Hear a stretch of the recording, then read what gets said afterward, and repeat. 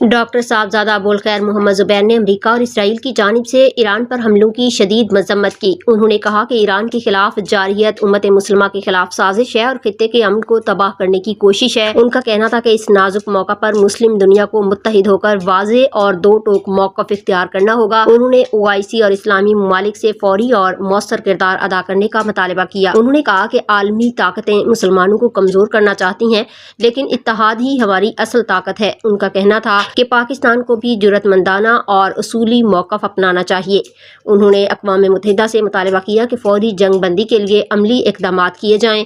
انہوں نے کہا کہ مزید کشیدگی پورے خطے کو تباہی کی طرف لے جا سکتی ہے۔ انہوں نے اس عزم کا اظہار کیا کہ پاکستانی عوام ایران کے عوام کے ساتھ کھڑے ہیں۔ یہ بات انہوں نے پریس کلب میں پریس کانفرنس سے خطاب کرتے ہوئے کہی، جہاں دیگر رہنما اور کارکنان بھی موجود تھے۔ اس جاہلیت کے نتیجے میں ایران کے رہبر معظم اور سپریم لیڈر جناب آیت اللہ سید علی خامنئی نے جس بہادری کا مظاہرہ کیا اور ان ظالموں کے خلاف جدوجہد کرتے ہوئے جس طرح اپنی جان کا نذرانہ پیش کیا ہے، وہ تاریخ کے اندر سنہرے حروف سے یاد رکھی گئے ہیں۔ لیکن وہ اپنی جگہ پر ڈٹے رہے اور استقامت کا انہوں نے مظاہرہ کیا۔ یہ واقعہ صرف ایرانی قوم کے لیے نہیں بلکہ پورے عالم اسلام کے لیے ایک بہت بڑا سانحہ ہے۔ وجہ یہ ہے کہ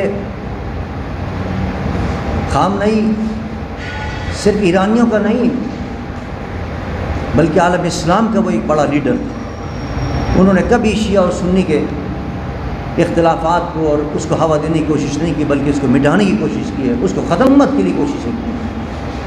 کئی کانفرنسیں وہ سال میں کیا کرتے تھے جس میں میں بھی جاتا تھا، اور پوری دنیا کے اکابرین اس میں شرکت کیا کرتے تھے، پوری دنیا کے اہم ترین تنظیموں کے رہنما اس میں شرکت کیا کرتے تھے، اور ایجنڈا ایک ہی ہوا کرتا تھا کہ دنیا میں جتنے مسلمان ہیں سب متحد ہو کر اسلام دشمن قوتوں کا مقابلہ کریں۔ سزا بھی ان کو دی گئی ہے اور یہ ان کے اوپر حملہ کیا گیا ہے، چونکہ دشمن یہ چاہتا ہے کہ مسلمان کسی طرح متحد نہ ہونے پائیں۔ جس دن یہ متحد ہو گئے اسی دن ان کا بیڑا غرق ہوگا۔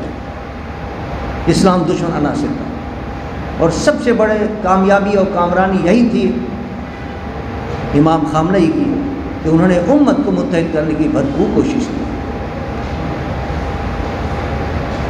آج اس دردناک سانے پر پاکستانی قوم اپنی ایران بھائیوں کے ساتھ ان کے غم میں برابر کی شریک ہے، اور اس جنگ کے اندر جو حق و باطل کی جنگ ہے اور اسلام دشمنوں کے خلاف وہ جو جنگ لڑ رہے ہیں، اس سے پوری قوم ان کے شانہ بشانہ ہے۔ اور ہم اس موقع پر روس، چین اور پاکستان کے حکمرانوں سے بھی کہیں گے کہ وہ کھل کر ایران کی حمایت کا اعلان کریں۔ اب صرف زبانی مذمت سے کام نہیں چلے گا، بلکہ عملی طور پر قدم اٹھانا ہوگا ان کا۔